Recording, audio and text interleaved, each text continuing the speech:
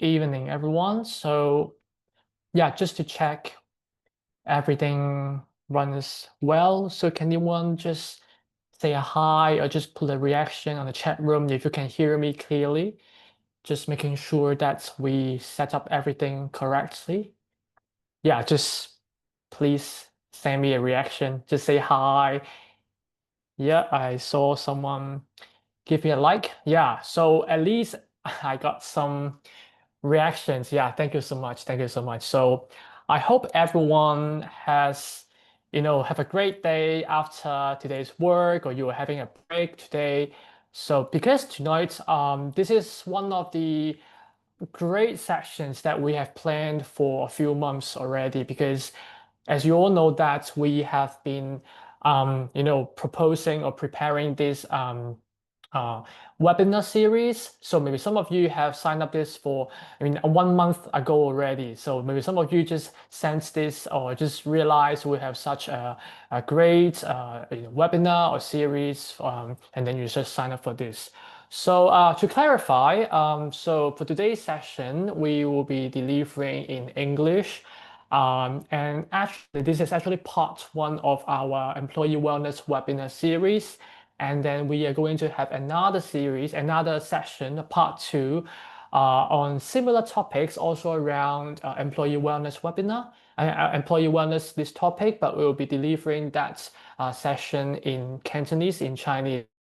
But the content itself will be different. So we will talk more, or we'll share with you more what's the difference, while we are sharing today's session.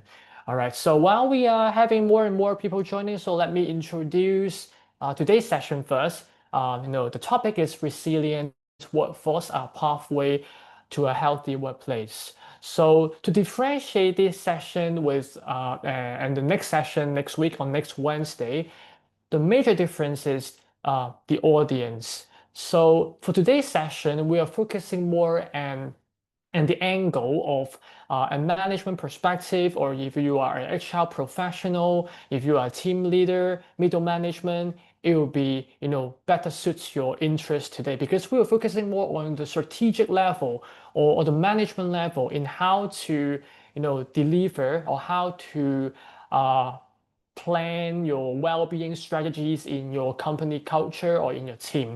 But for the next week, we're focusing more on the individual level. So that means it is targeted to the general public, and it's also applicable to everyone who joined us today, because you are also an employee, right? You are also parts of an organization. So maybe the next session we will be focusing more on the the individual level, personal level, but today we're focusing on the management level. All right. So without further ado, let me introduce myself first. All right. So my name is Erwin. I'm an organizational psychologist in Expivotal consultancy, and throughout my work in the past years, I've been working with different corporates in delivering different, employee wellness strategies or consultation, or even some kinds of advisory project. But in my day-to-day work, I actually, do a lot of trainings also, and that's the reason our company wants to deliver tonight's session in a more interactive way. But at the same time, let me share with you more on the background of this session today, because throughout the past year, I've been working with different management, senior management, and they told me that, sometimes they find that the culture of their company are not that ready for employee wellness yet. Or maybe sometimes some managers, they want to do more things, focusing more on their team well-being, their employee well-being, but the culture of the company do not allow them to do so. All right, and that's the reason I want to deliver this free webinar to every one of you who joined today, because maybe you are the one who are being the important stakeholders in your company or in your team, so that after you learn something, after you listen to this webinar, maybe you will learn more knowledge or learn more skills in prepare your team or prepare your company to adopt some well-being well-being strategy. Start from something small, and this is how we're going to shape this webinar today. Okay, so yeah. So let's begin with our agenda tonight, because we're going to have 2 hours session. All right, it's a bit long, but it is also going to be extensive. So if you're having your dinner or if you need some drinks, just feel free to grab it, and then we're going to enjoy tonight's on the well-being topic, on this employee wellness topic. So for today's session, we're going to break it down into 3 different parts. For the first part, I would like to share with you more about my background, or even actually this is how we're going to shape all the strategies or all the solutions you listen throughout the night, which is based on industrial and organizational psychology. We call it IO psychology, or even we call it organizational behavior or organizational behavioral sciences. And going towards to the second part or the third part, the second part is focusing more on one key thing, which we call employee motivation, job motivation.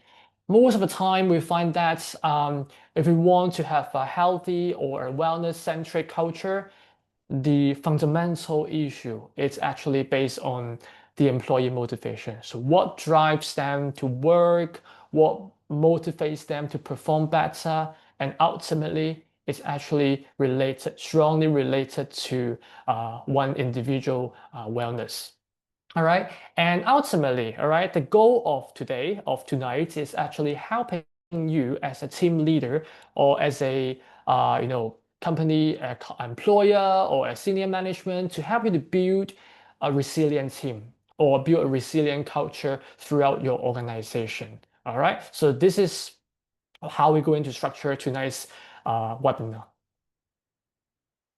And just to clarify, maybe you have some expectations for tonight, but we are not going to cover the following topics, because some of you may wonder, oh, I want to do something at my team. I want to learn more interesting topics like mindfulness, emotional intelligence, which I always heard from my clients. But to be honest, these kind of topics, I'm not going to lie, you can look for it online easily, right? You all got, AI, we got ChatGPT right now. It's easy to browse, interesting topics. So you don't need me to share with you the topics at all. And the second one, we are not focusing too much on, how to be a good leader, because it is actually another whole new dimension or topic which we may go into talk about this next time or in a few months later, because we will be focusing more on the leadership itself or how to be a good leader. But today our focus will be on wellness. But of course, we are also going to talk about as a leader what you're going to do or how you're going to deliver the well-being strategy. So it is all also related to leaders, all right, but not to the specific level that's how to be a good leader. Okay, and the last one we're not going to talk about is some techniques or some kinds of like quick actions, right? Because these are something that we're going to talk about next week. All right, if you have not signed up for the session next week and you are interested in how to help yourself or help your teammates to have a healthier lifestyle or healthier well-being, this is what we're going to talk about next week. All right, so and what we're going to talk about is actually these things. So you will be ready to listen to or listen more on the strategic level or in terms of a more organizational approach. Okay, so how about we get started to some warm-up exercise? All right, so if you just join us right now, feel free to take up your phone and scan the QR code on the top left corner on your screen. If you are using a phone already and if you don't have another phone with you, feel free to type the website on top, menti.com. So menti.com, and then just type this 8-digit code, and then you just answer this quick warm-up question. I'll give you some time because it takes some time for you to, take up your phone, scan the code, but I'll guarantee you it will be very interactive throughout the night. All right, just, take the time, scan the code. if you really get difficulties on, getting access to this platform, you can also type your, your answer in the chat room in this Zoom meeting. All right.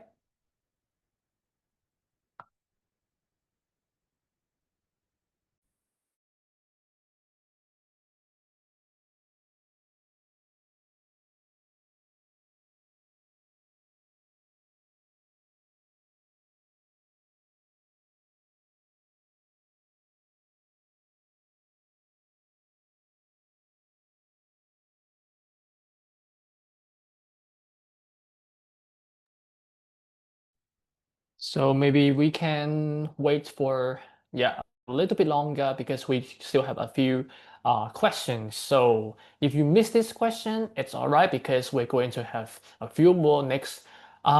Just have a quick, summary here because, tonight our topic is well-being, right?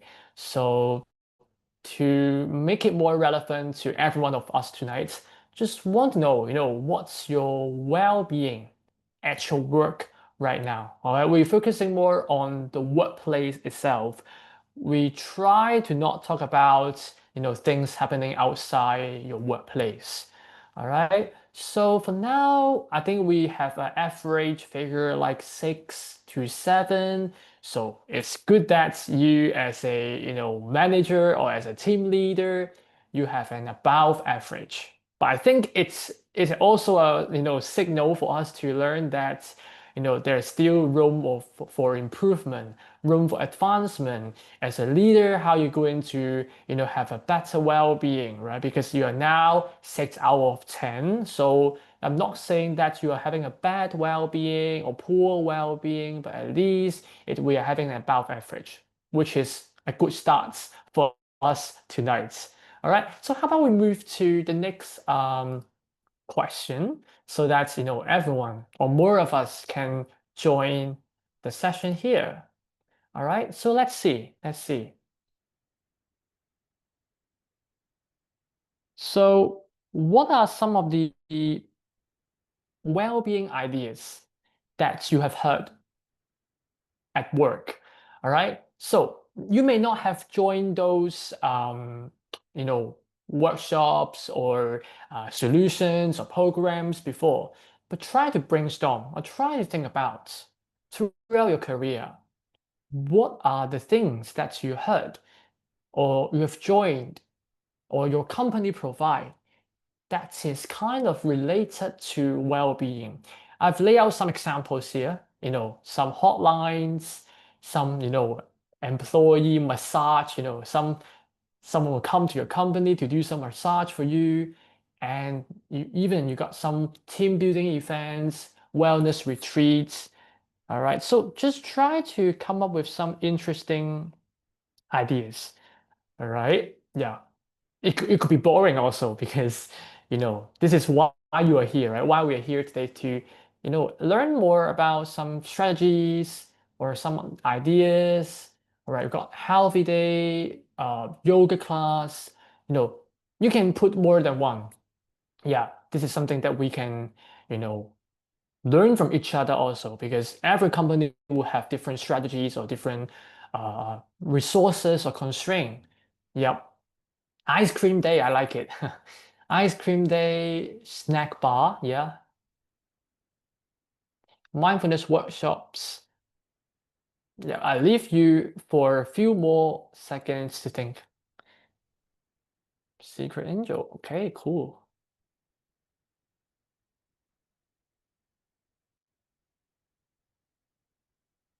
Oops, I can't remove this. Can I remove this? Oh yeah, I can. Let me close this. Yep. Personality test workshop, knowing each other. All right.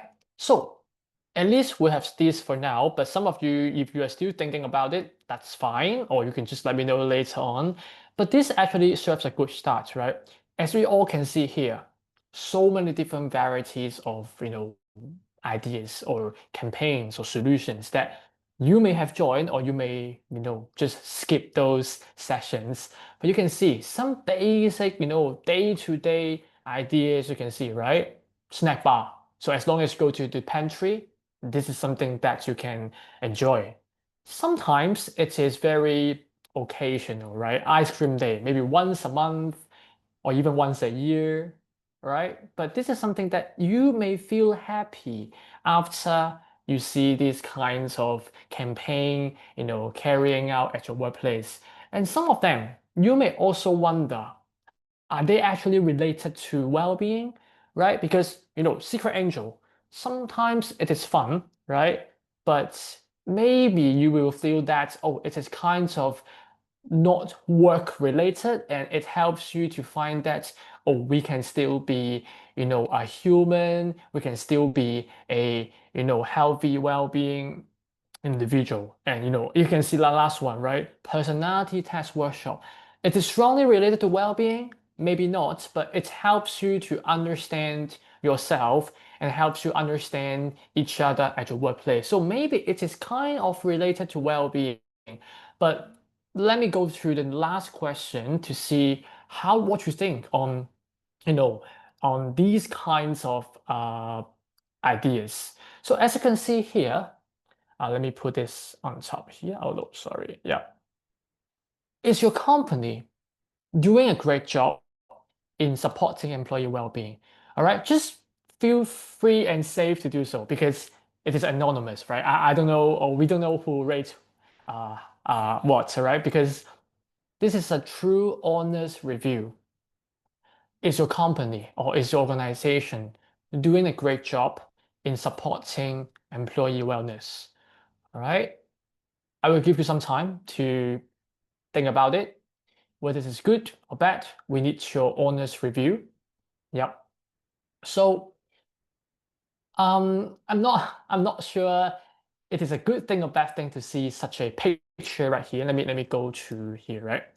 So as you can see here, half of us tonight, we find that the well-being or the wellness solutions that the company are providing, it's actually not so good or even very poor. You got 0.0 to 2 out of 10.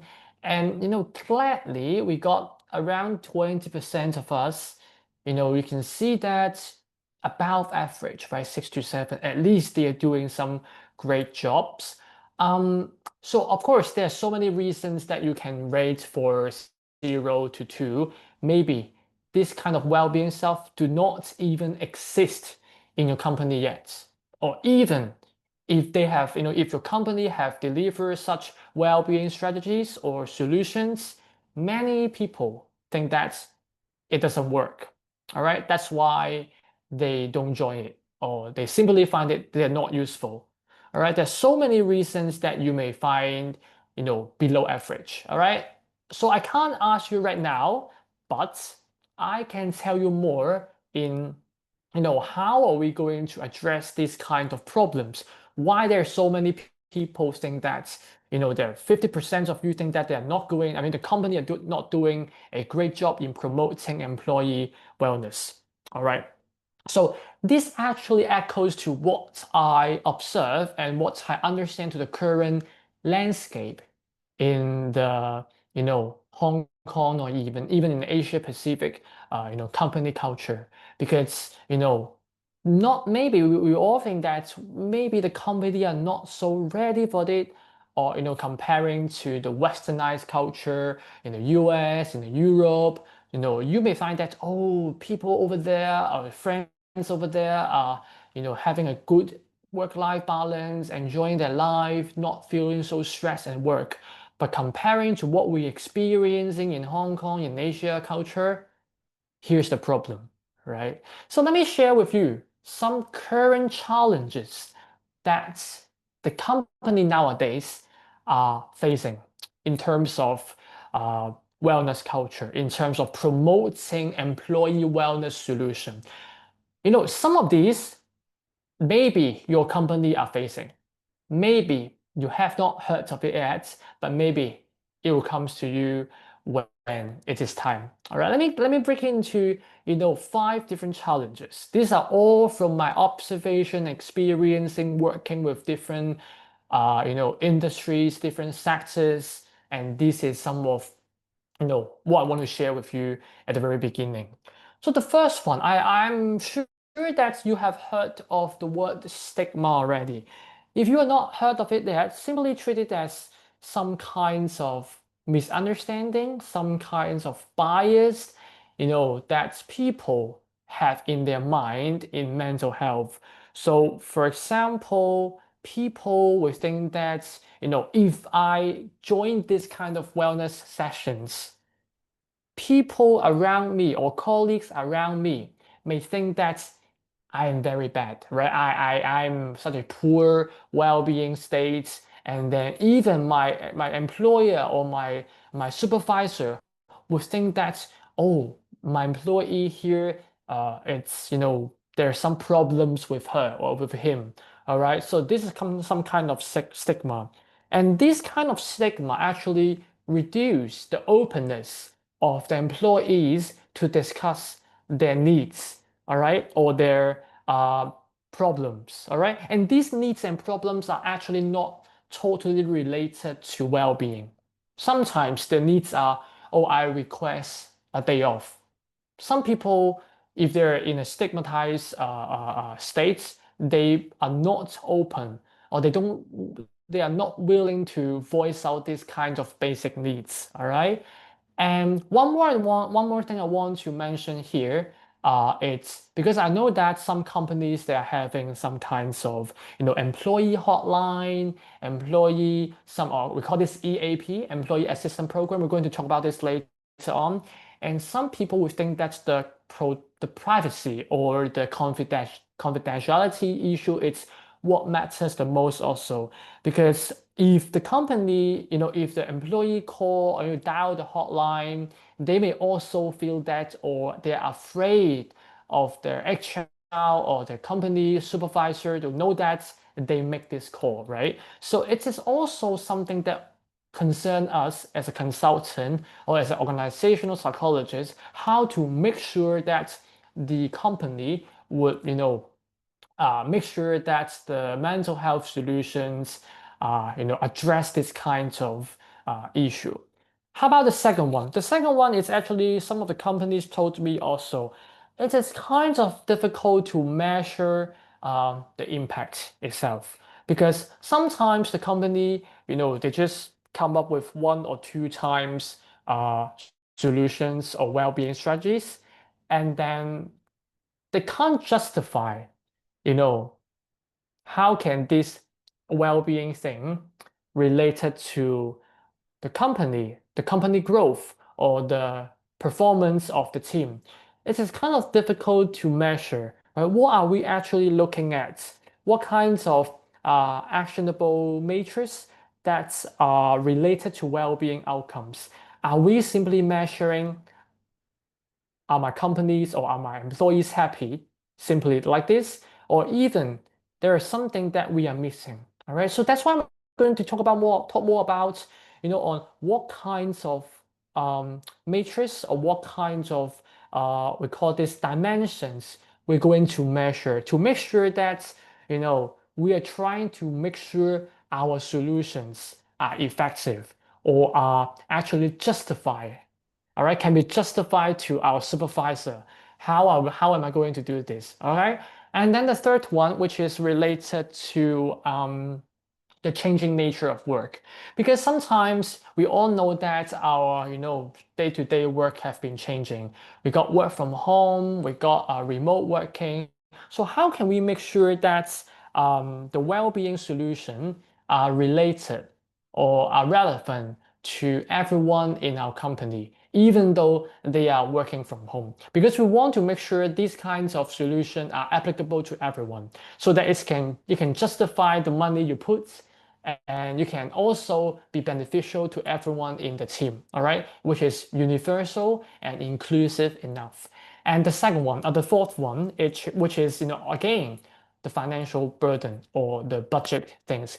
Because I think some of us today who joined this event tonight, you may be coming from some smaller companies, or maybe you are coming from some non-governmental organization, because it's NGO, and so that means you have limited budget or limited resources. So if you are, working in this company or this kind of culture, this is also one of your major concerns right now, right? So maybe you agree with this. So maybe you are having such a small amount of budget, but your supervisor or you are going to, you need to deliver some kinds of well-being solutions to your company or to your employees. So this is also one of the challenges that many of my clients are facing.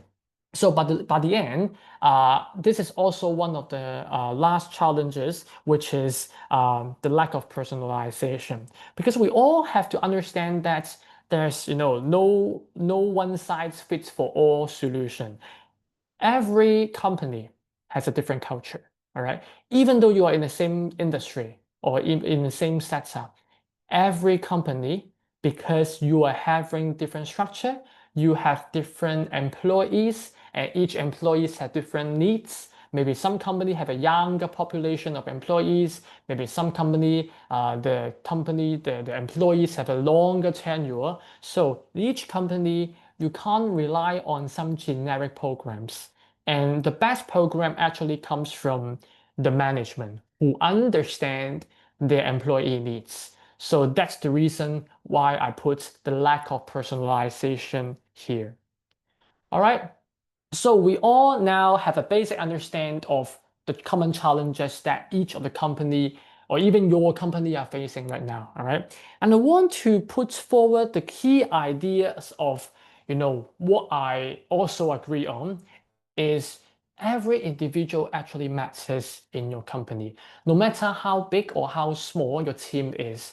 And each individual has a role to play. For example, if you are a team lead tonight or today, you are actually having some kind of ideas or mindset. You want to put forward some ideas, you want to consolidate some ideas in your mind, and then I want you to help you to refine these kind of solutions and then to implement to your workplace. So that's the reason I put forward, every individual is different here.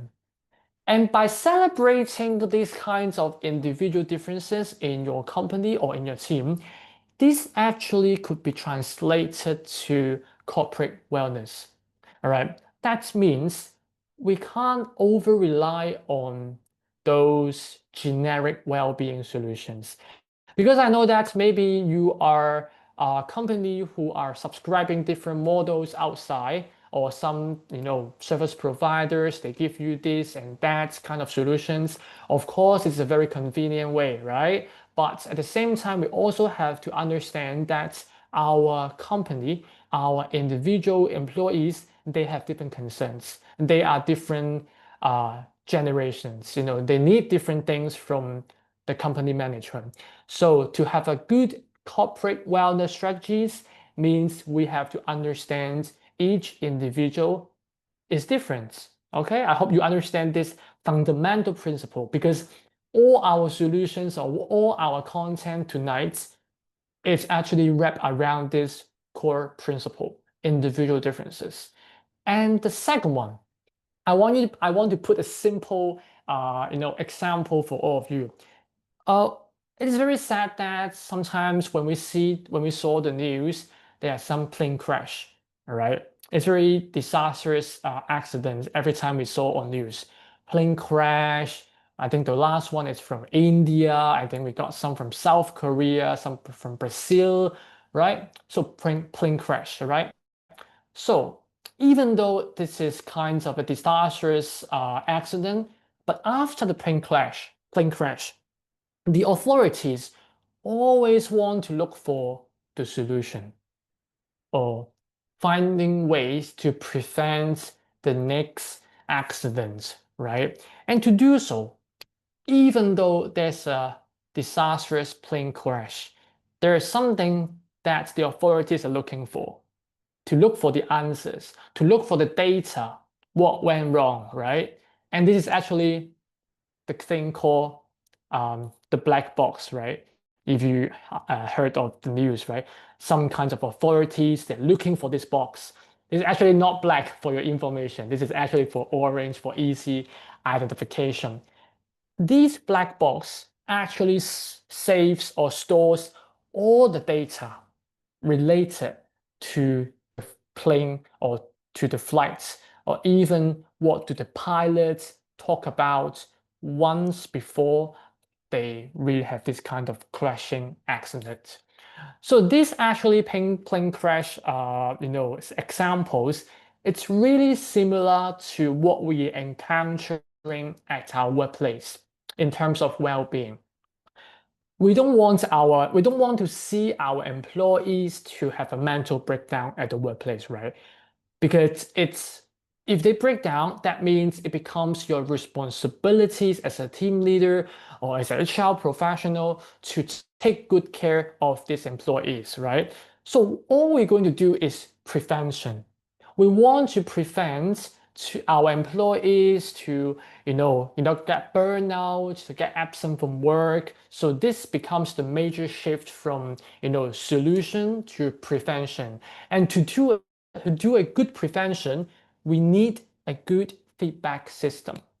That means we need to make good use of the existing data that your company already have to understand more on the problems that your employees are facing. All right, so I hope you understand this example. We need a good feedback system. We need good data. And most of the times, the data are actually existing in your HR or in your team management. And to do so, after gathering all these data, we are going to have an investigation within your team, within your company. And by combining this principle to the previous principle, that means we actually understand more individual needs of your employees.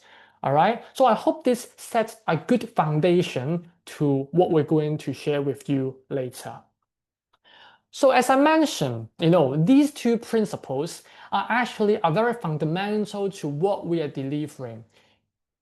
The role of industrial and organizational psychology, me as an organizational psychologist, this is actually how I differentiate myself, or how we organizational psychologists differentiate ourselves to the common, HR professionals and some other corporate consultants. And this is actually a legitimate, branch of psychology in the business world or in the psychology world. So basically what we do is asking the questions to help the HR professionals, to help the team leaders to study or to understand the human behaviors at the workplace. All right, so some key questions we always ask is, or some questions that you may ask is, why do the new generations or the new hires, they leave so quickly? Or why the teams, there are so many conflicts? And ultimately, in terms of the cultural level, how can we change the company culture to cater for, to accommodate the new generation? Well, of course, these three questions, we can't cover these tonight because this is not totally related to employee wellness, but actually this serves a good introduction in how we address these kind of common trends or questions nowadays the company are facing. And just give you for example, right?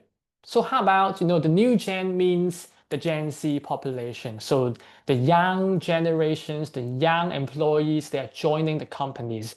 And this is actually the real case that I collected from a client, or actually more than one client. The client concerns, they come to me, all right? They come to our company. They told us, oh, Erwin, you know that more and more younger generation, they, join our company, and I have the feelings that they don't really communicate well. All right, they are kind of impolite. They don't have following the rules. All right, so they can't work well with the team. All right, so this is what the managers told us. The new employees, the new gen employees, they can't communicate well. And what they do, they usually do before coming to us is they try or they want their employees, the newcomers, to join those employee training, which is related to workplace communication. All right. So this could be a solution, but if we really want to go deeper, we really want to understand the root cause, right? And we will ask these kind of questions. What exactly these employees do to show that they cannot communicate well? All right. And maybe I will also ask, why do they have to communicate? Right? We want to understand what these employees are thinking. All right. Maybe they think, well, communication is not that essential as long as I can deliver my work, right? And ultimately, maybe it's not about they can or cannot. It's they will or will not. All right? Are they feeling safe? Are they feeling safe to voice out their concerns or their thoughts? Because sometimes they really want to communicate, but maybe in the meetings, the managers or the senior colleagues, they don't allow these kinds of input from the younger generations. Oh, maybe they think that, oh, you are still young, you are still fresh, your ideas are not, that's important at all. So there are so many things we can study. This may not be true, but maybe we have to understand what is the full picture or the real picture of the whole company culture. All right. And this actually summarizes, this slide actually summarizes how we actually, deliver or how we study employee wellness or how we study employee culture in the workplace. So on one hand, we are trying to, get a systematic study of human behavior, right?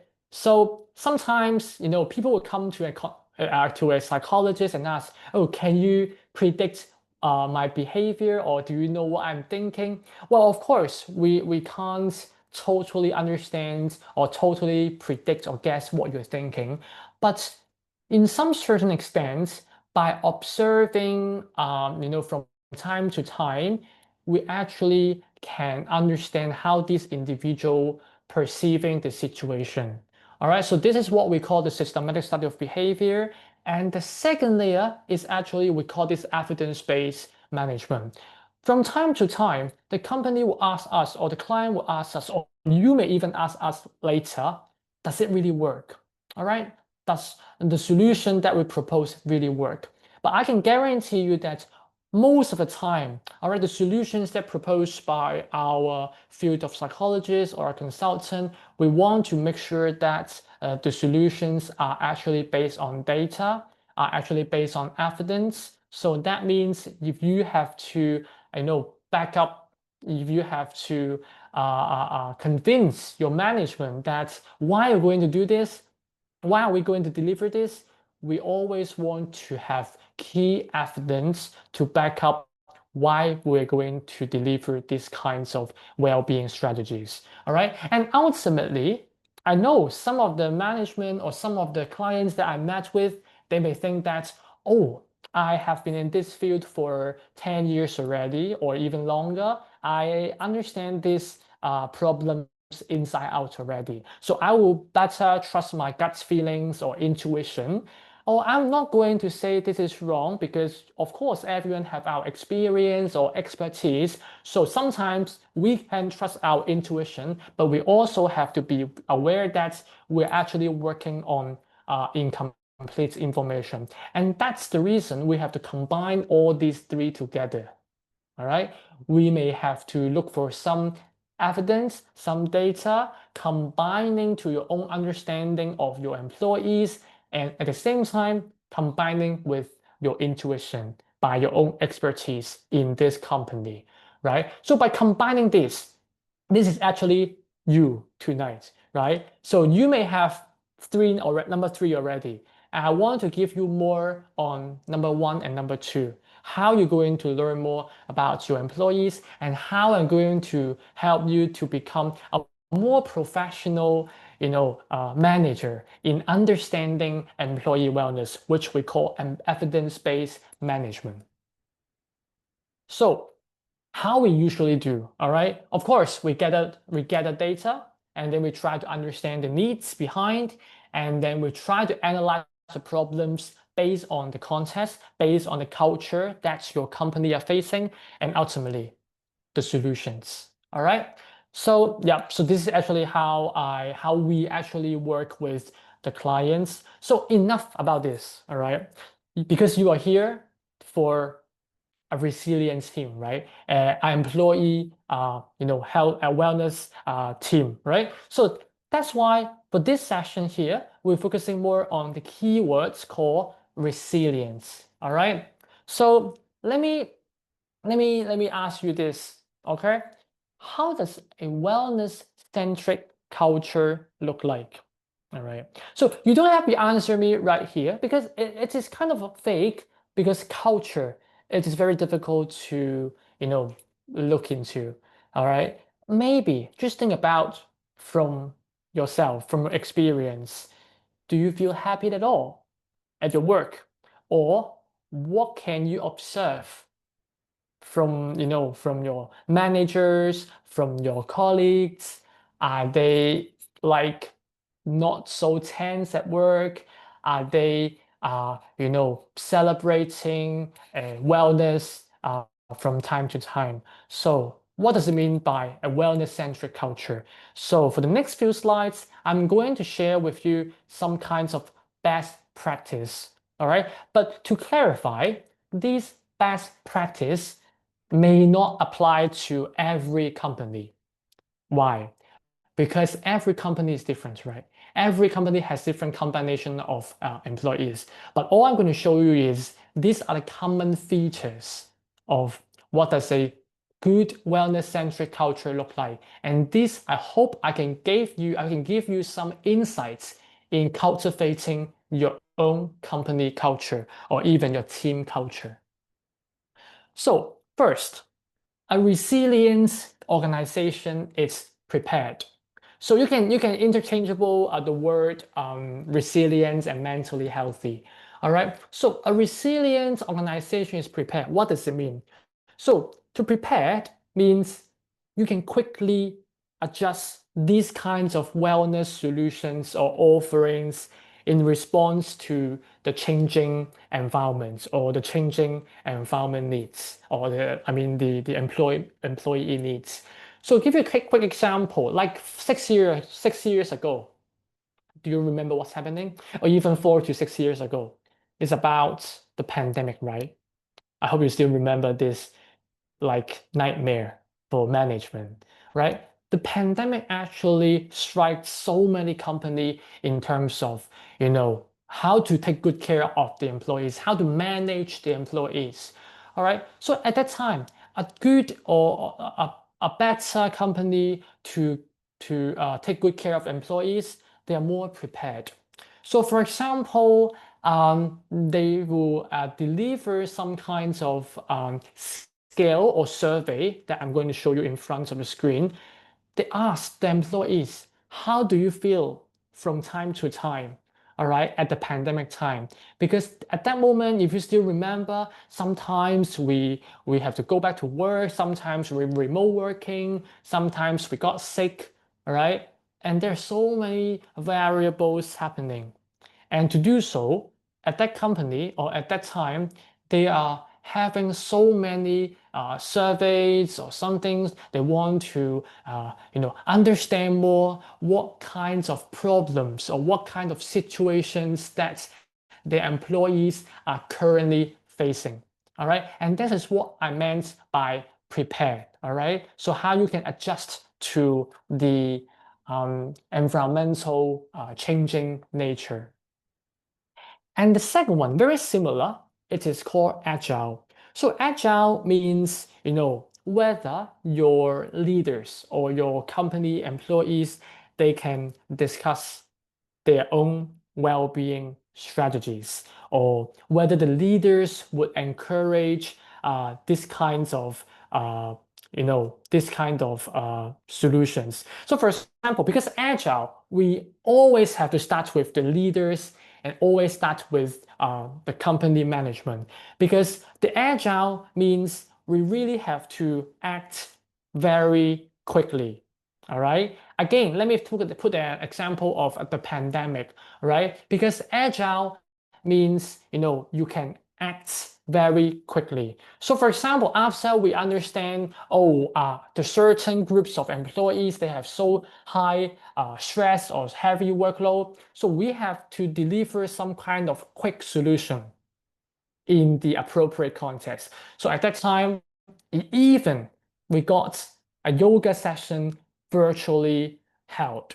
All right. So a virtual yoga class, it also works, right? And at the same time, because at that moment we are focusing more on, Zoom meetings, online networking. So that's why we have to get adapted to these kinds of environments, and then we think about, what can we do in such a very intensive, online meetings or online engagement. So for example, there are some solutions we call this mental break. Right, so that means from between meetings to meetings, we encourage the employees to have 10 to 15 minutes break before we hop on to the next meeting. So this is actually something, it looks very simple, right?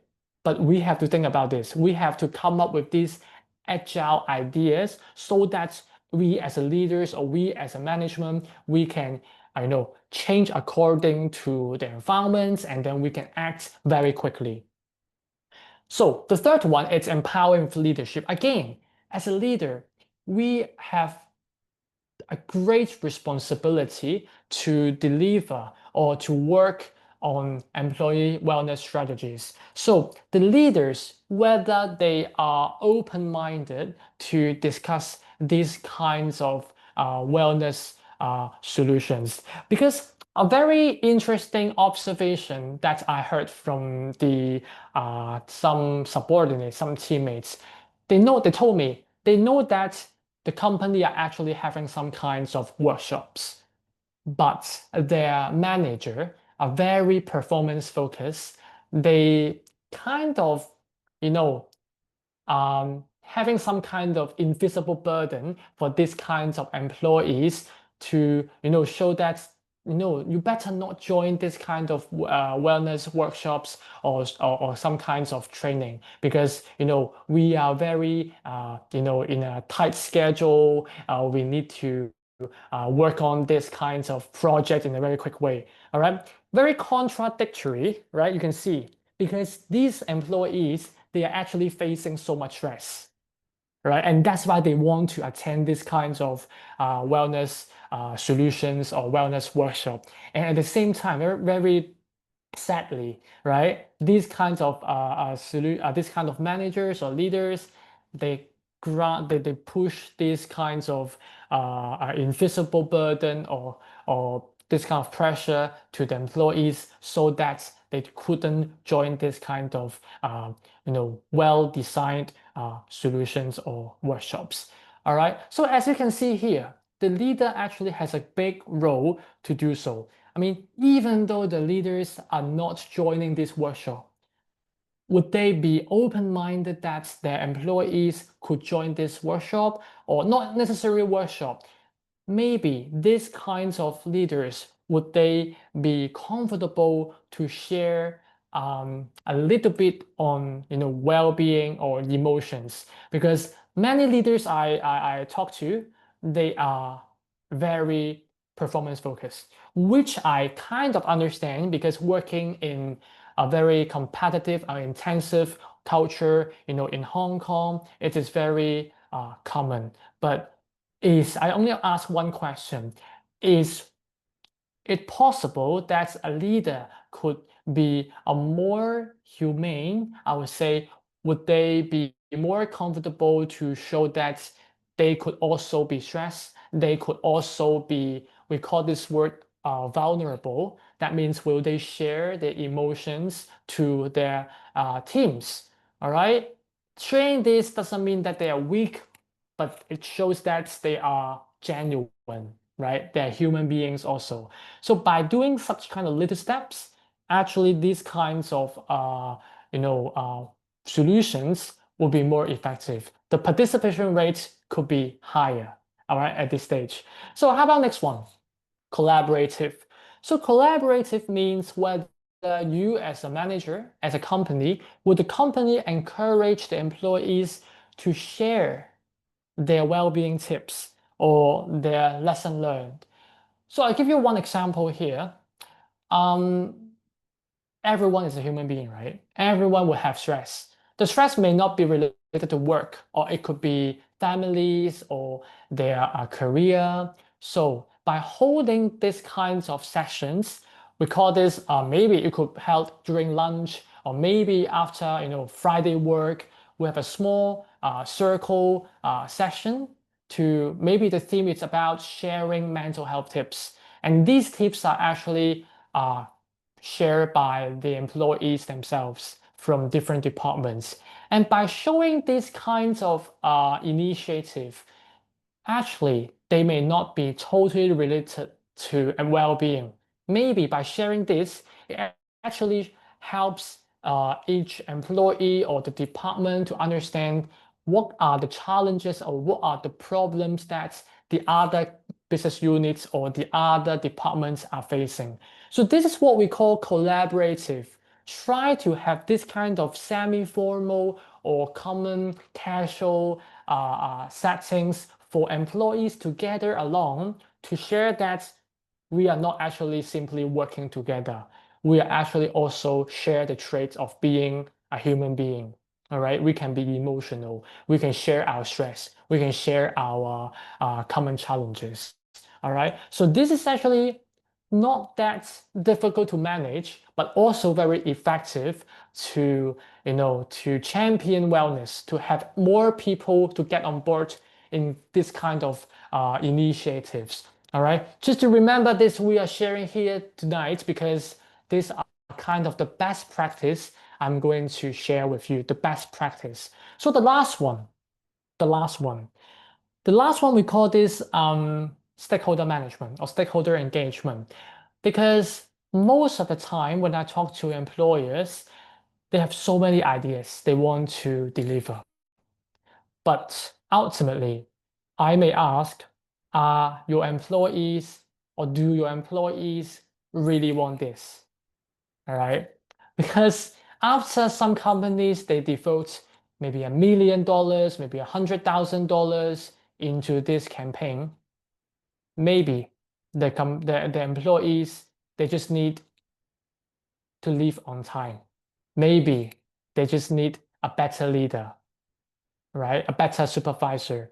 They don't need such kinds of, employee massage, employee workshops. Of course, it's good to have. Don't get me wrong. It is good to have such kind of benefits. But maybe we may have to ask more employees, what do they really think?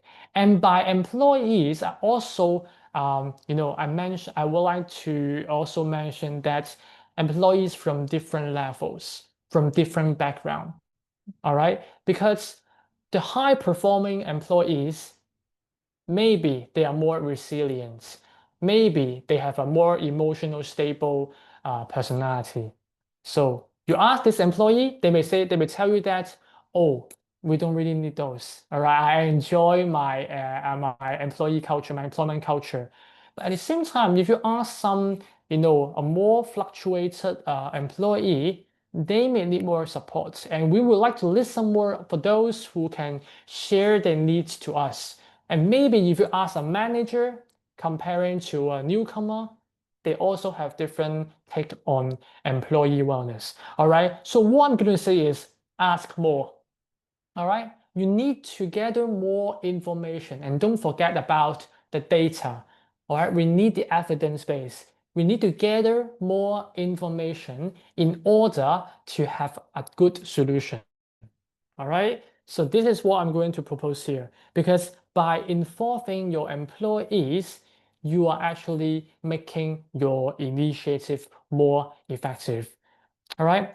I don't have time to talk more on stakeholder engagement because, when you talk about employee wellness or wellness in general, you can even involve other stakeholders, mean the family members of the employees. Like, for example, do the package or do the employee benefits package also include the family members, or even because employee wellness is actually really related to the corporate social responsibilities, right? You understand this if you are working in a corporate world, right? So for example, whether these kind of initiatives, would it be involving some NGOs or would it be involving some volunteering teams also? So by stakeholder engagement, I also include all the stakeholders who can come into your mind, because well-being is a huge thing.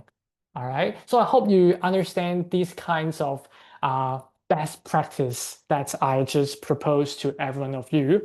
So after I share with you all this best practice, you may wonder, right? Whoa, these are so many great ideas.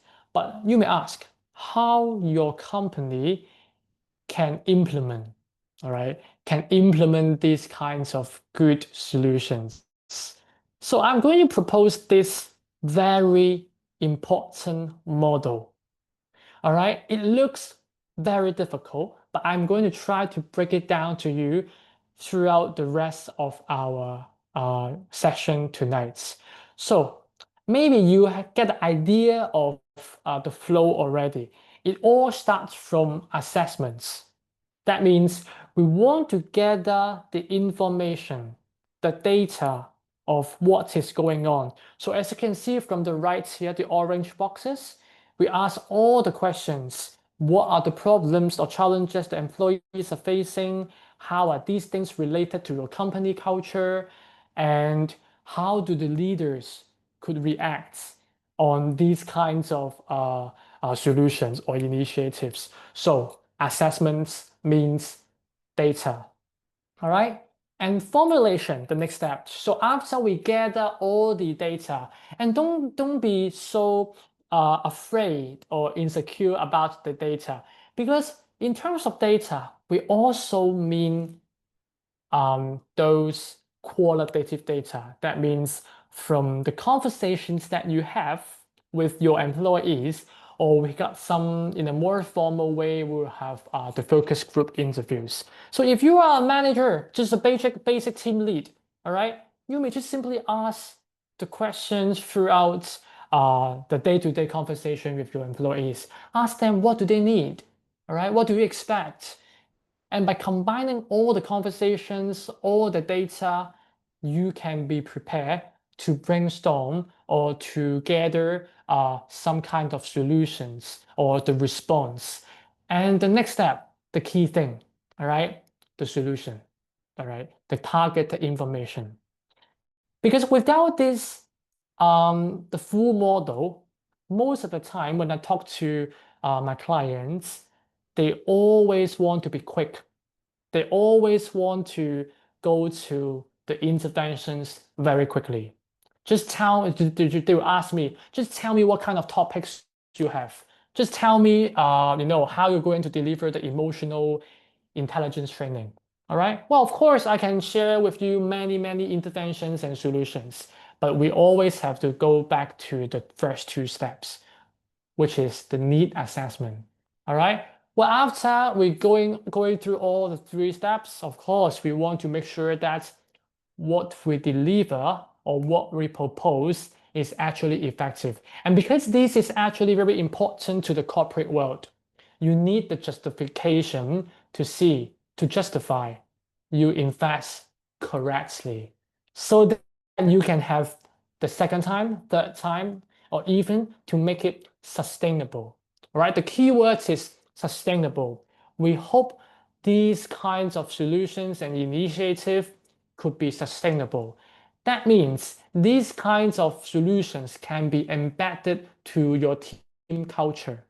All right, and this is what we call the employee-centric wellness culture. Okay, So we start with the very first step, assessments. All right.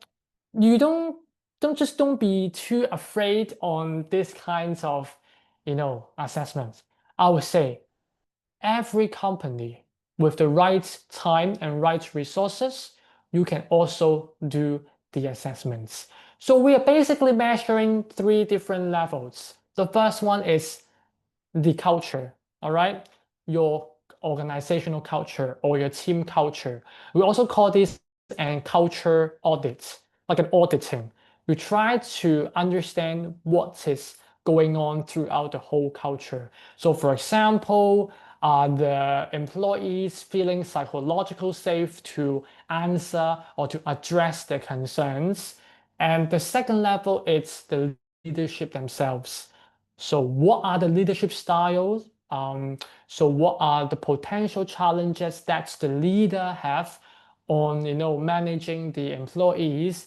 And ultimately, I think the most important thing, me personally, I think the most important thing is the individual level, because these solutions are targeted to the individuals, right? That means we want to understand what kind of challenges or demands that the employees are facing and what kind of conflicts they are encountering, the employees are encountering. And by all these, we are actually calling these threats, the threats. So we want you to help you to address the threats in your company so that we can find the right angle to make a target solution in driving the changes in employee wellness. All right, assessment means addressing the threats. So now we have talked about some kind of technical or methodologies in understanding or helping you to have a more structural way to understand, how to formulate strategies. Okay, so let's go to a more, I would say, the fundamental problems of wellness problem in the common workplace. So like, look at this. Let's look at this.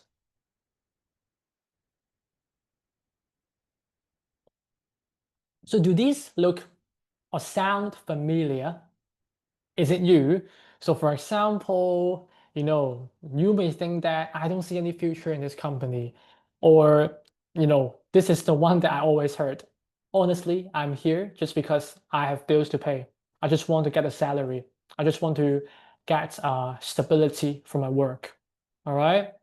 So these are very common, I would say, especially common in the Hong Kong job culture or work culture. All right. So these are something that we from day to day experiencing. So I want you to find the correlations or the connections between motivation and well-being here. All right. Because to understand well-being, we always have to go to the fundamental side of why we work. All right. Why the company or why the employees are here. So in terms of job motivation, we actually can break down to 4 different dimensions or features. So for example, we need a goal. So that means, why are you here, right? Why do you work? Why do you work for this company? The second one, all right? How hard you try, how hard you are committed to this goal or this company. Direction is, are you using the right energy? Do you have the energy to working towards the goal? And ultimately, all right, for the time being, do you have the persistence? Are you, having the right amount of energy to help you sustain your efforts all the way for every month, every year, or even longer than 1 year? So by combining these, it's actually addressing on why do these employees working in this company? Because if you find the motivation, you are actually helping the employees to have a better well-being. And the secret sauce, all right, the secret sauce in between is actually engagement. All right. Most of the time you heard about the word engagement, like, oh, are you engaged with your work? Are you absorbed in your work? So are you interested in working in this job? Okay, so that means if you want to go through the pathway from motivated employees to a mentally healthy employee, we have to make sure that these employees are engaged. Okay, so to do so, we all have to understand the human nature, which we call a basic psychological needs. We are all human beings, and we always want to meet 3 hidden needs in our job, which is autonomy, competence, and relatedness. All right? That means these are the very basic things that we want our company, or we want our manager, or we want our workplace provide us. So for example, the first one we call autonomy. Autonomy means whether we feel, having the flexibility, having the choice, having the ownership of our own actions. All right. Just imagine if we are like a robot. From day to day, we go to the same office, doing the same procedures, doing the same things, getting the same feedback, getting the same outcome, and then you finish your work and then you come back another day. From time to time, you will think that without this autonomy, which means you don't have the motivation, your motivation will just drop all the way to the very bottom and take so much time to bring it up again. And this actually applies to the well-being also, right? Because from time to time, your well-being drops to the very bottom.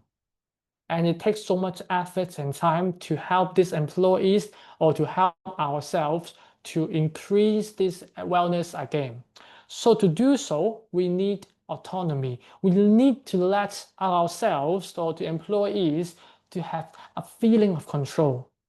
They can make a choice, or they can have the ownership of this project or of this action. Okay, so the second dimension or second feature of this basic motivation is competence. So that means we as an employee, do I feel my skills are being valued? Do I have the feedback and developments from the company or from the supervisor? All right, so that means, in simple words, are my skills being valued? All right, because it is kind of very correlated to our self-esteem or self-identity, because we all have some skills to contribute to the job. So that means, are our skills fully utilized by our company? Right? So because if you do the things that we want to do, if you do the things that you are good at, that means you have the competence. And if you have the competence, that means you are feeling valued. And these actually are very important ingredients to shape our well-being. All right. So the last one, relatedness. As we all know, I think we all believe, or you all agree with the fact that we are all social beings. All right, we are social human being. So that means even you are you tell me you are an introvert person, you are a very quiet person, we still have a need to get connected, or even simply respected. All right, because you are also a human being. We need someone next to us. They don't have to talk to you, but they have to show you respect. They value your ideas. They treat you like the person, so you feel included in your workplace. All right, you are not isolated. So you will know that, right? Now you will know that if you feel included, if you feel connected with someone next to you, even though you are not talking, you are having a good well-being. All right. So by combining all these 3 together, now you have a basic image or some picture on what does a good well-being look like. Or a good well-being means you have such a strong motivation to work. which are, come up with these three major components. So after you understand these basic three components, let's make a level up. It is even more difficult. I hope you are still with me, okay? Because it's getting late and it is kind of complicated, and I hope you are still with me. So if we are a manager, if you are a team leader, we always want to understand or ask the question, what do the employees want from their jobs, or why do they come to here? All right, even though they ask you, or even though they answer you money or salary, it is still okay, because we have to be honest to ourselves, right?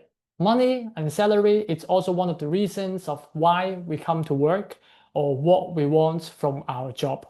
Is it for money, or someone will tell you for growth, for a sense of mission, right? Because I can tell you that some of the younger generations right now, the new gens, they don't really prioritize money at all at work. They may need opportunities to show their skills.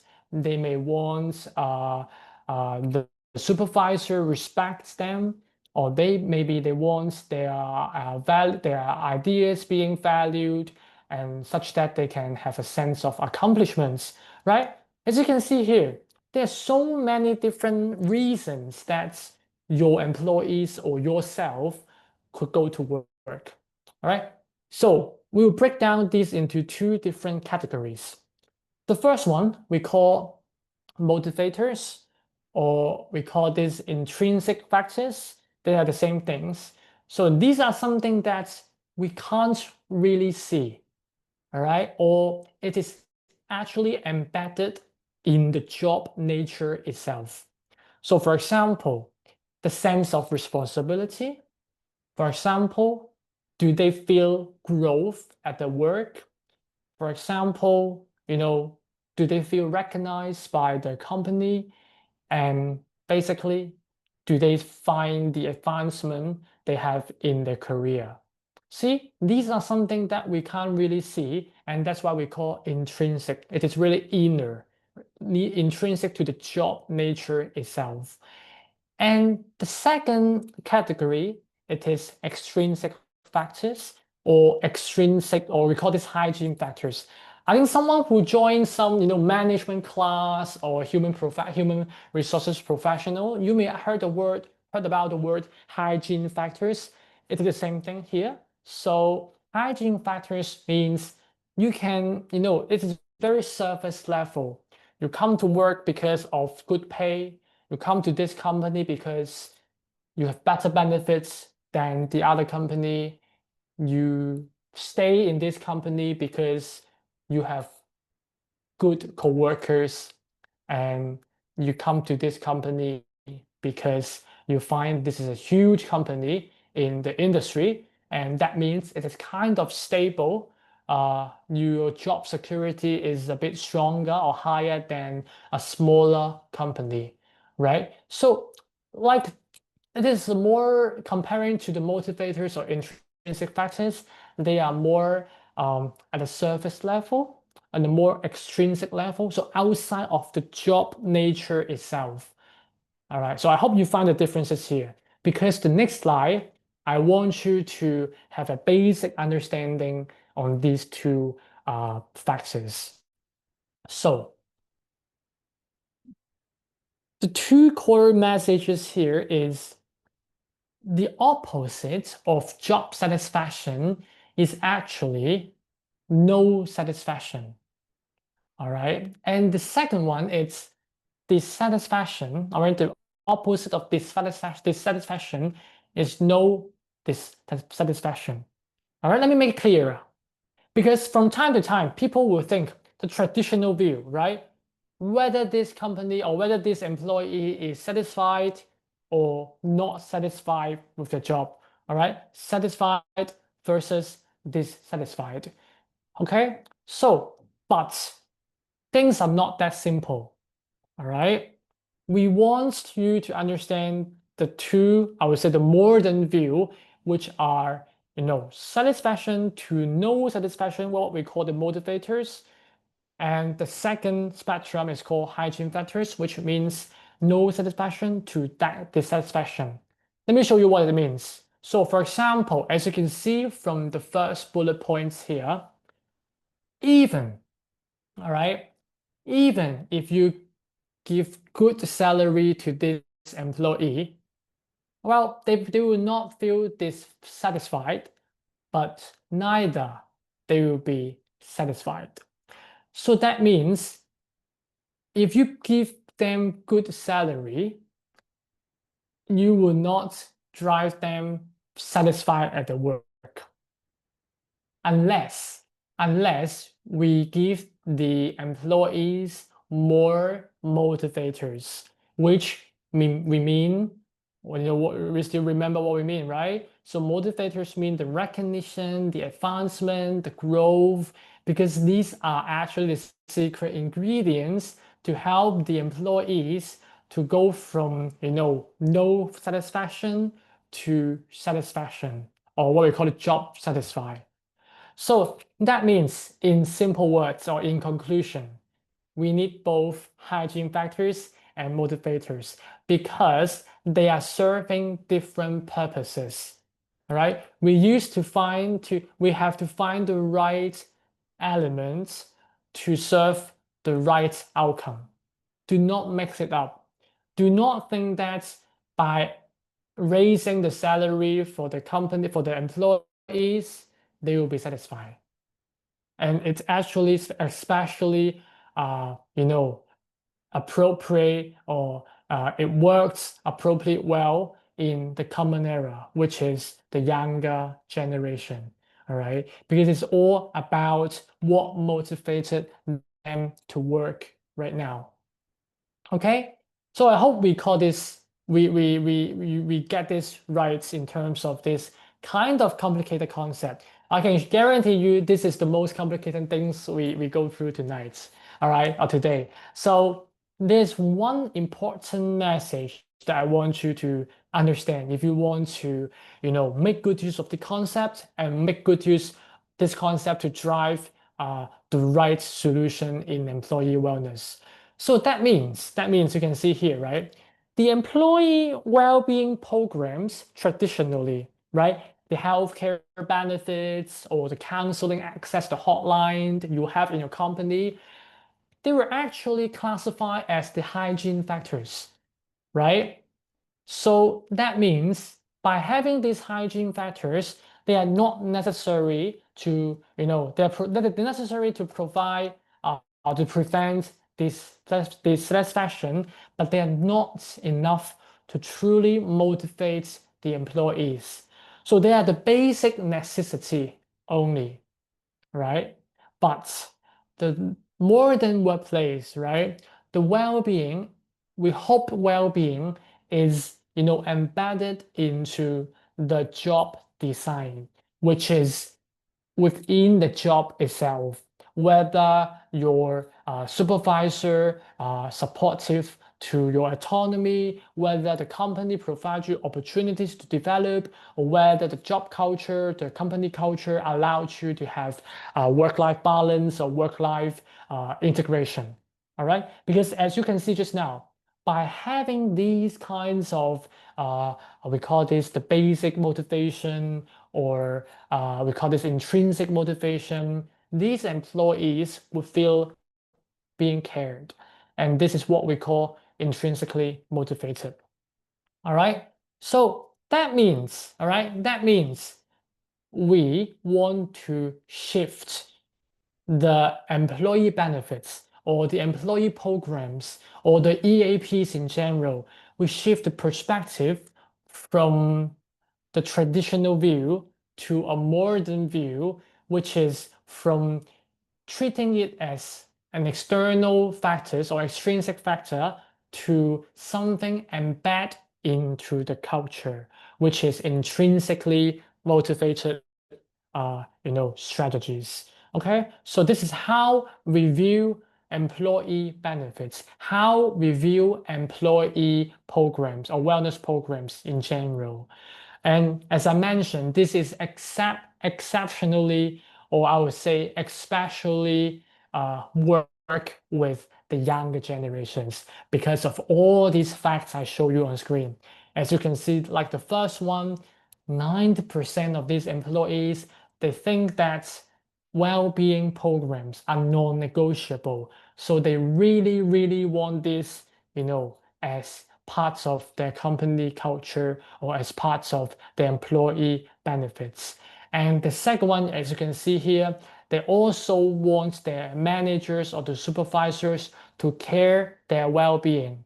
All right. That means, right? That means the recognition we talk about, the autonomy we talk about. That means also the relatedness, how we make sure the leaders to be a more inclusive leader, to make sure that the employees feel or having a better well-being. And ultimately, you can see, right, whether these employees can discuss mental health openly, right? If you still remember, it is what about prepare, it's about agile, it's about whether these employees feeling psychological safe to discuss mental health itself at workplace. All right. So this is what it is a very special issue here because employee wellness is actually kind of related to how we recruit or how we manage our people also. So to conclude this session, we want to make well-being a daily experience. All right. So a daily lived experience to be exact. That means to managers, to leaders, there are three major key implications for everyone who are listening to this. The first one is we want you to treat employee well-being or this well-being, healthcare insurance as hygiene factors. All right, there's nothing wrong that it is kind of an employee benefits. You can still include those employee hotlines, counseling sessions in your job advertisement as an employer perks or employee benefits. All right, but the second thing is, but we also want to put these wellness elements throughout the teams, throughout the job design itself, and also throughout the employee, the company culture, because this all makes your employee wellness strategies sustainable. Okay, so ultimately, we want to move beyond offering benefits to actively embed this culture into day-to-day conversations and day-to-day relationships. Okay, and this actually means that these kind of things, it won't happen one day, 1 month, or even 3 months. It takes effort and time to build this strategy. All right. So if your company already having a good start, you're having this kind of healthcare insurance, having these kinds of employee benefits, good start, I would say. So the next step for you is the second thing and the third thing. How you make sure you put these employee wellness wordings or solutions into a daily lived experience. Okay. So maybe you come here tonight to look for some strategies, right, or solutions. Let me give you some quick tips or quick solutions here in case you're really looking for a quick answer. So to echo what we just discussed, the first thing that you can do as a team lead, just take a step back before you really want to put forward some great ideas. So to step back, which means you downlize before your prescription. All right. So we want you to put down your assumption first and try to listen to employees, listen to your people. What do they really want from a manager, from the senior management? All right. Do not just ask one or two person. All right. You need a big picture in order to find a great solution. Okay. And by having those conversations, you may try to address these three motivators. Okay, so which means autonomy of competence and relatedness, we just talked about. And these are the solutions that you can, give or you can provide to your employees. Because don't forget about having good motivation, having high motivation means having a good engagement. And the more engaged these employees are, the better well-being they have. All right. So if you are not the one who have the power to change the employee wellness structure or the culture, you can do this. All right. By offering this, by designing the challenges, providing feedback, by celebrating wins and encourage collaboration, you are doing so many things to motivate your employees in order to have a better well-being already. All right. And third one, right? Because we all know that employers, the team leaders are a huge stakeholder. So you are the one who are being observed by your employees. So make sure that you are, trying to agreeing on the word wellness also. All right. As I mentioned, right, in Hong Kong, I say workplace performance or your team performance is very important, but try to spare some time to treat yourself as a human being. That means respect your emotions. That means how you can have a conversation, irrelevant work, but more focusing on your employee situation experience. And the last one is how we encourage leaders to try to celebrate small wins. For example, throughout the long campaign or long projects, how you can make sure that everyone is still motivated at your work, right? But how to do so? For example, you reward good progress, you acknowledging, you recognizing the achievements that your team are having, but not, waiting for the outcomes to show you, right?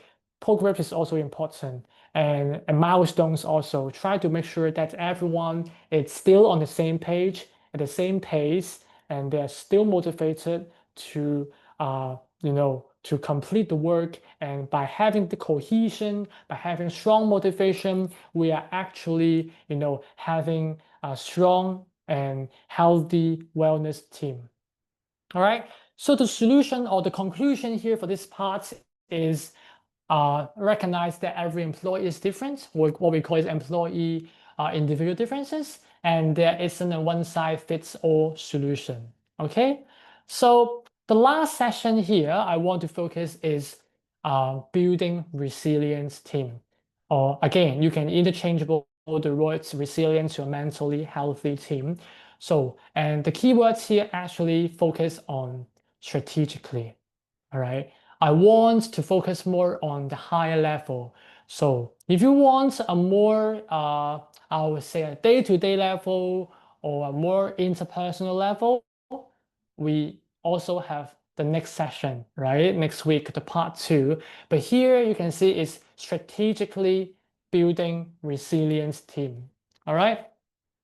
So you still remember this, like at half an hour ago, we focus on this process model, right?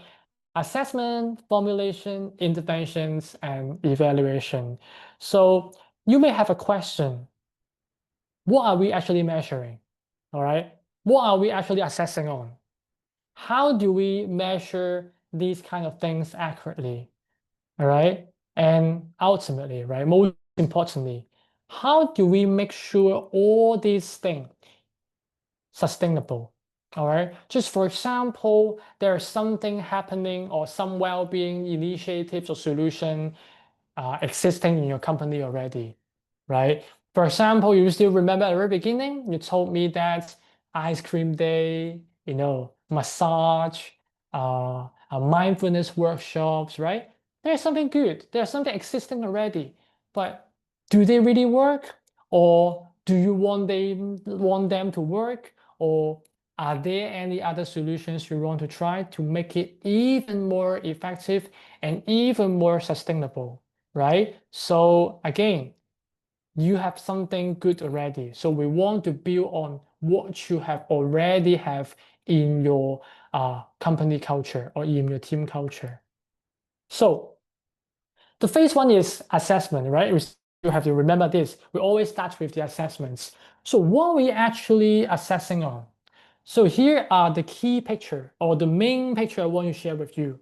So for example, if a company come to us, all right, they want us to learn to study the root cause of the employee wellness culture of the company. All right, let's treat it as a great case study or an example for the next few slides. All right, starting from here. So for example, a company come to us, they want to, having some kinds of solutions, some kinds of workplace wellness solutions, but they don't have something in mind yet. All right. Maybe they will tell me, oh, I want to do some mindfulness. I want to do some employee for the leaders. They want to do emotional intelligence training. Well, of course, again, there are so many solutions we can offer, but which one is better? Which one is good? Which one fits them the most? All right. So this is how we're going to find out which fits them the most. Okay. So we begin with understanding what do the employee needs. Okay. So to study what they do or what they want, what they're experiencing, we are answering or we are actually investigating all the bubbles here. All right. They are actually, I think, 14 different bubbles here. And how we categorize them is these are something called job demands. So what are the current challenges they are facing? Are they relationship related? Are they the career related? Are they, the personality related? So we have to understand the job demands on one hand. And the second thing is the resources. So do these employees find enough autonomy? Do they find enough social support? Or do they have good leaders for themselves? So there's so many different angles that we can look into. All right, they're very important. So even without our help, you can also study this by your own, right, within your team culture. So next, after we understand what we're going to measure, we try to understand this because in real life, if there are so many demands that it outweighs the resources, so that means it will become stressful, right? Just imagine if the employee, they have poor relationships, they have so many conflicts, they have a bad work-life balance, right? On one hand. And the second hand is on the right-hand side, they don't have enough autonomy, they like a robot every day, they have a poor team culture, the leaderships are bad, I mean, the leaders are not supportive enough, so they're very, very small, very limited. And that's the reason of stress, okay? And for us, we want to find out which elements here actually contributing to the stress more, all right? So just imagine we are in a library, all right? Or even if you are a doctor, right? There's so many medicines or medications you can prescribe for your clients or your patients, right? So what we are doing here is so similar. We want to find the right tools to assess the right problems. And there are so many, over 300 different assessments that we can take into account. So for example, after we find the problems is strongly related to engagement, all right? Because we find that these company, most of the employees, they have the low engagement, all right? They have a low commitment to the teams. And that's why we use this scale. We use these assessments. These assessments, one of the example, you call this the work engagement scale. And by work engagement, we are actually measuring these 3 dimensions, whether this employee have the rigor, which is whether they have the energy to sustain every day, whether they are dedicated to the jobs, to the company, and whether they feel absorbed to the work.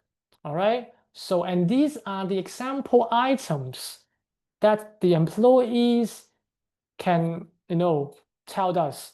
All right. Just rate 0 to 6, and then tell us, what I think, how do I rate myself, and ultimately, we got the data. All right. We got the answers. We got the average score. All right. Is this what we expected? Is it what we are, really looking at? So after we understand these data, and just be assured that we are not, most of the time, we are not measuring one single thing, right? Because all the problems are interrelated. On one hand, we are measuring the engagement. On the other hand, we are actually measuring the workload. Or some other hand, we are also measuring the burnout level. So by combining different medications or assessments, we are measuring the core problems that the company are facing. Okay, so after we gather the information, what we're going to do is actually trying to identify the gaps. All right, because sometimes the employee or the employers have a version. There are some organization expectations. I always have this kind of ideas, right? Because some companies tell me that, oh, this year our theme is related to resilience. All right. And then we want to know that, oh, actually, what does resilient means to your employees, right? So we want to identify the gap and want to find a balance between the organizational approach, the perspective, and the employee perspective. All right. So, and the second thing is we want to understand the needs. All right. What are the most urgent thing we want to tackle? All right. Just again, treat an example of a body check, a health body check. So after we conduct all these assessments, we will give you the reports. All right. We're going to show you here directly. I'm going to show you the reports, right? On one hand, the employees, they receive the individual reports to show you, oh, how well you are performing in this, how stressed you are. This is the individual reports. And at the same time, we will deliver a report to the company. All right. The company report means, for example, showing the company how well you are performing in this component, in this dimension. And then these health reports or the body check reports, we're actually showing you what are the most immediate problems, laying out 1, 2, 3, 4, 5, or flagging those what require your attention. And it is all the way your decision, or the company's or the client decision, to think, what do I want to address for this year or for this cohort? All right, because it's all the decision made by the company or the clients. You have your own strategy, you have your own priority, but what we're going to do is helping you to find the right problems and finding, address the problems that your employees are facing. Okay, so this is what we do, what we call the analysis and formulation. Formulate the problems by gathering the data from your own employees. And the last one is the intervention. All right, because just for example, you find the most emergent problem you want to solve, and then this is what we call the EAP, right? Employee Assistance Program. So what we see here is showing you that, we don't treat EAP as an employee benefits, right? Just like what we just mentioned. It is not an external or extrinsic motivator, but actually these are something what we put within the job nature itself. We embed these kind of elements into our daily work experience. Just for example, the employees can join the training, employees can join the lunch sessions to learn something about for themselves. And what you just mentioned is the well-being assessments. So after completing this every year, the company or the employee could receive these reports so that they can have some kinds of follow-up support, how to maintain their well-being, maintain their motivation. All right. So the keywords is embed into the daily work experience. And this is how we target what the employees wants. Okay, the very last one. Okay, before we wrap this up today, the very last one is evaluation.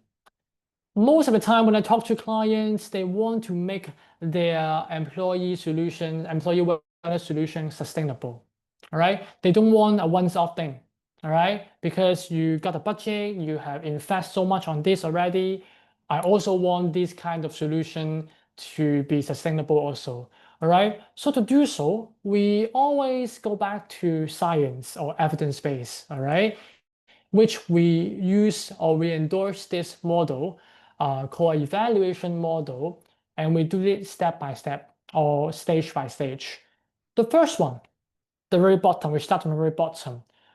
So for example, we deliver a well-being training to a company, and the well-being training, let's say it is called mindfulness, right? Because it's very buzzwords nowadays, mindfulness workshop.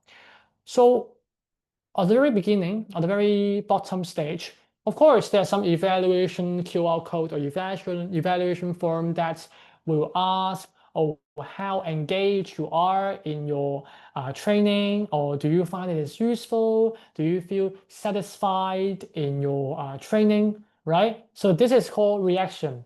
That means how do these employees or participants respond to the training? I think for those who joined this training before, most of the time we have this evaluation already. But this evaluation information doesn't tell us much on whether this solution works or not. All right, this actually are some internal data that we can tell ourselves, oh, this is a good or bad initiative. What's more is the second, third, and fourth layer. The second layer is what we call learning.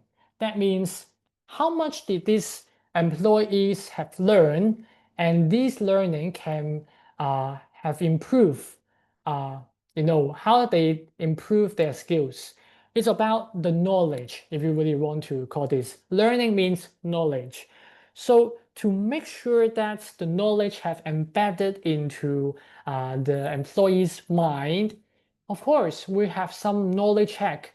And the knowledge check could be in different ways. For example, before the training, we test whether they have some basic understanding. And after the training, we check them also.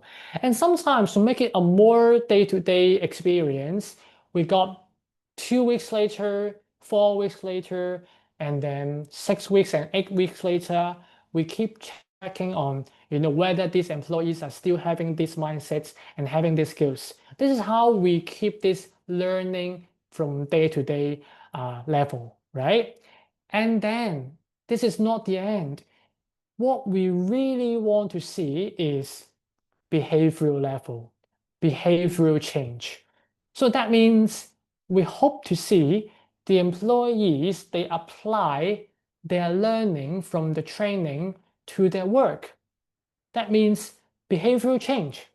That means habit formations and how they apply the skills from day-to-day work. So for example, there's a training called emotional intelligence, and within the training, we train the leaders about empathetic leadership, all right? Empathetic conversation, how to do active listening, how to ask a good question throughout the feedback sessions with the employees. So for example, after the end of year or the annual appraisal session, we will ask the employees, do your employers use this kind of skill sets? Do your employers actually practice, this and that.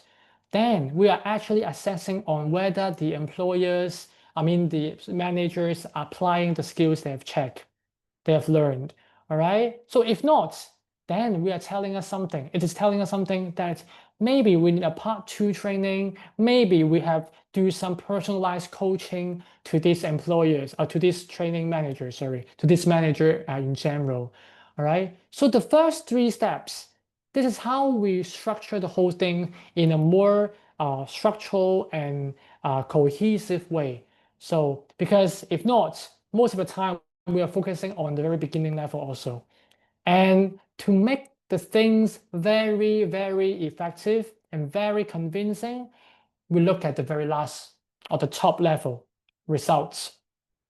So from time to time, I think this is actually very correlated to the HR professionals who work at HR, okay? So because HR, you have so much data you can work with.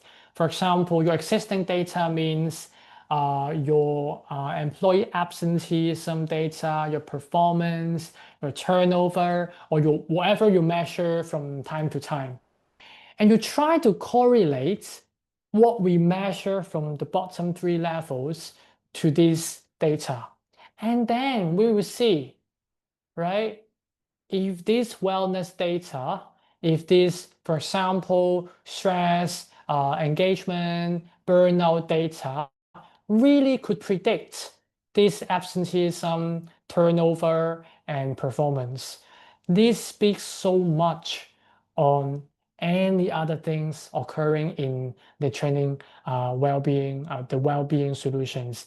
And this is actually how we justify the investments on well-being structure, the structural well-being initiatives deserve or worth or not. All right. So, and that's why we call it results, team results, performance results, or organizational results. So this is how we do as a systematic evaluation.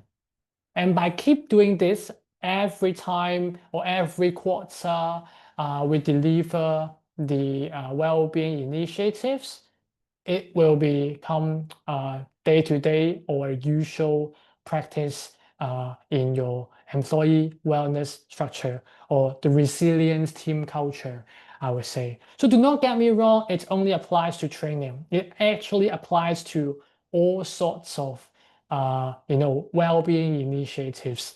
Even if we put ice cream day. Well, ice cream day, of course, it depends on what are the expectations. If the expectation is a short-term happiness, then it's only focusing on the reaction level. And we don't have to measure the top 3. We don't expect, to be honest, right? We don't expect after joining this ice cream day, getting some ice cream, these employees will have the behavioral change in their day-to-day work performance, right? So it all depends on how we link up to the appropriate level here. So ultimately, the best way is we want different strategies, we want different initiatives to correlate with different levels here, okay? To make sure that everything is effective. Okay, so some final words to conclude the session tonight. So there's actually three sentences I have come up with. The first one is employee wellness is no longer a luxury or merely an employee perk. It is actually a fundamental necessity in today's employee work culture. And by calling employee or calling evolving work culture, I call this, we also accommodate the newcomers, the new gens, or the younger populations. Because you still remember, so many evidence told us that these are something that they're looking for. All right, so it's time for us to think about how we invest in the people, right? This is the second point. Supporting wellness means actually investing the right amount of money in the right people, because these are the people who drive your success, okay? And this is actually doing for your people. And this is also strongly related to the motivation itself, as you still remember. And ultimately, these are the happy employees that you are looking for. Okay, so last but not least, actually summarize our methodologies or more evidence-based strategies, which is, but prioritizing well-being is actually we find the right problem. Okay, find the right problems mean doing the assessments, right? Finding the right questions, finding the right problem, and finding the right solution. So you build resilient teams and unlock the true engagement. Engagement also related to motivation, as you remember. And ultimately, we hope to see every company, every culture, no matter which industry you are in, every employee could thrive or could perform their best in their respective positions.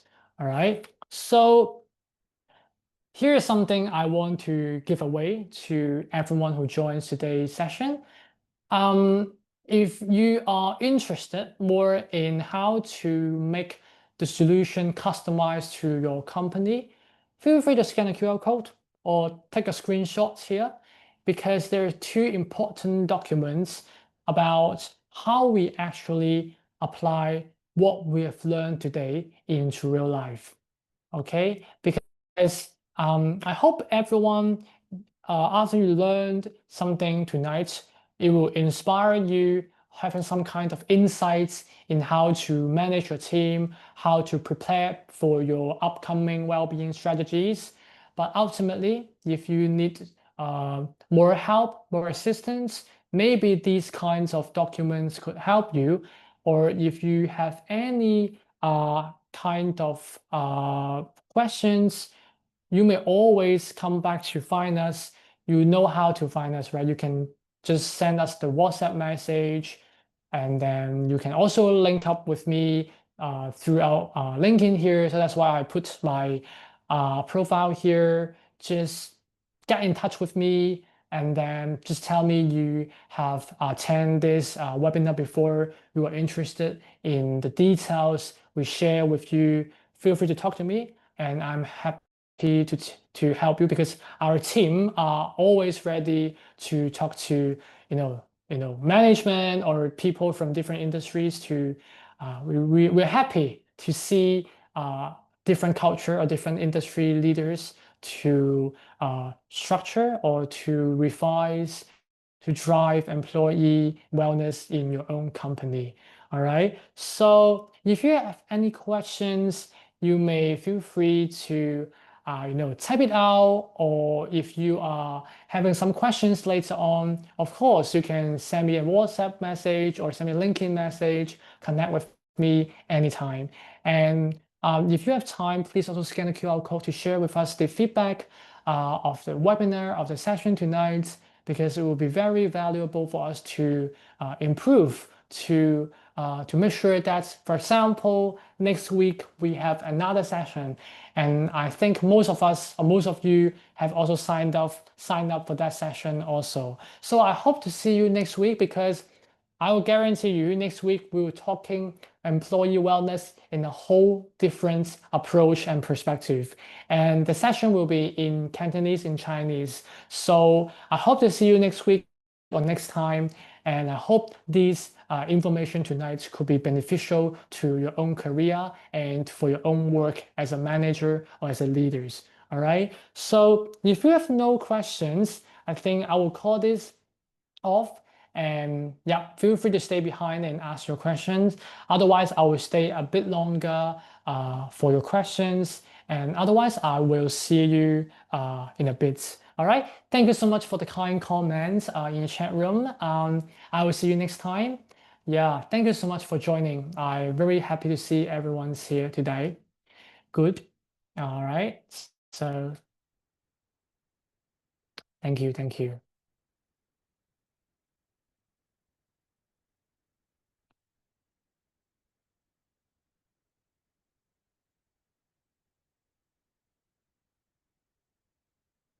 Oh, Cherry, if you don't mind, I can go back to the slides.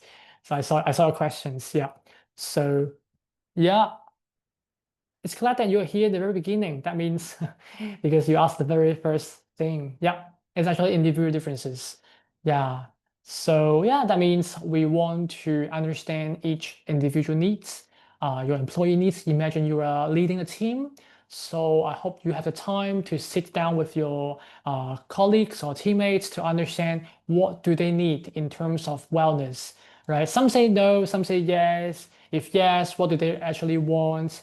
To clarify more here, since you asked these questions, we as a manager, we are not actually, saying yes to all their concerns or all their requests. It's about the gesture on how we receiving their like concerns or opinions, and we relay back to the senior management or the other managerial level colleagues. So it is about a gesture on how we understand their needs.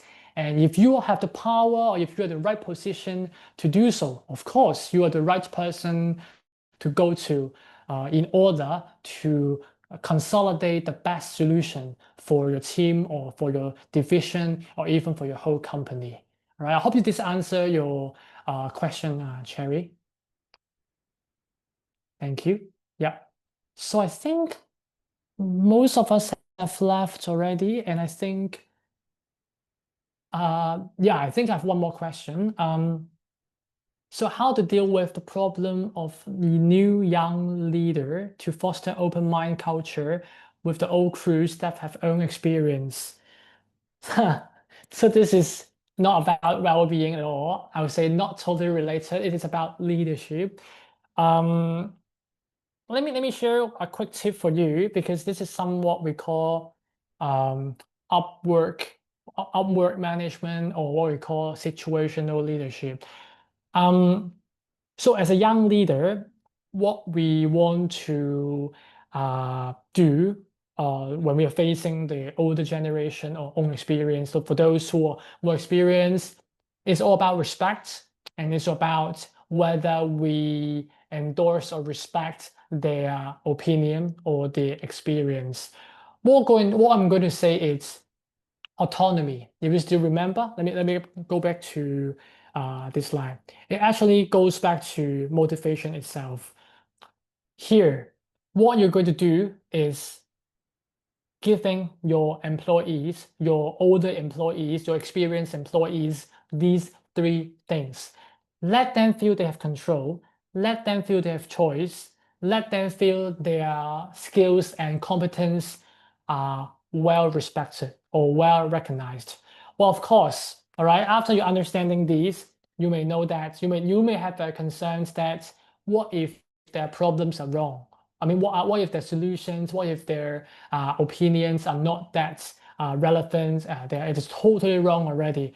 Then it is about how we say no to this employee, to these employees, how we reject them politely, how to maintain the respect, or how to balance the respect and your authority, right? I hope I answer your question for now, because it is a whole new question. But I mean, if you want to learn more, maybe we'll have another session on upward management or management in general or leadership in general. So quick tips for you: if you want to learn more, you can search upward management, these keywords online, and also key concepts or technical concepts called situational leadership. All right, so you can go through it online. If not, you can connect with me, and then you can, if you have a talk later on, I can give you my contact here again. So I think it's time. So if not, I'm going to stop the share screen, and then I will see you all next time, hopefully. Okay, so have a good night for those who are still here. Otherwise, I will see you next time. Thank you so much.